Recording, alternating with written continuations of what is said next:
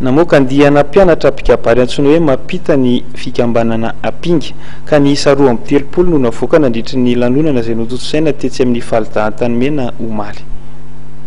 Pikabary sy misa 2 indray no navoaka ny fikambanana apinga nandritra ny lanonana famoahana andiana mpiofana izay nototosaina Omaly tetsy amin'ny falidahan-tanimena. Natsoina hoe mampita ity andiana ity izay fahaenina navoaka ny fikambanana apinga.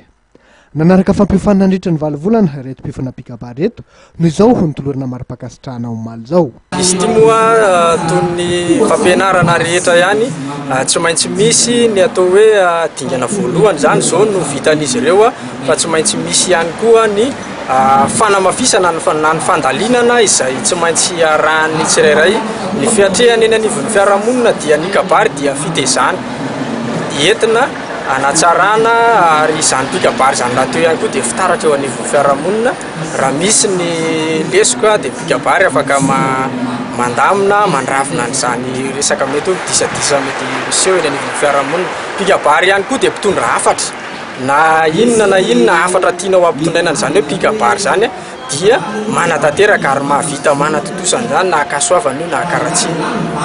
Tao anatin'ny 3 taona nisiny dia tsy latsaky ny 100 nisan'ireo ho mpianatra pikabary navoaka ny fikambanana apinga izay etsendrano mahery ny foibe misy azy. Ny fanatsarana trano sehatry ny kabary akoatra ny fampiroboroboana izany taranja izany no nataon'ny fikambanana apinga lara-pameana.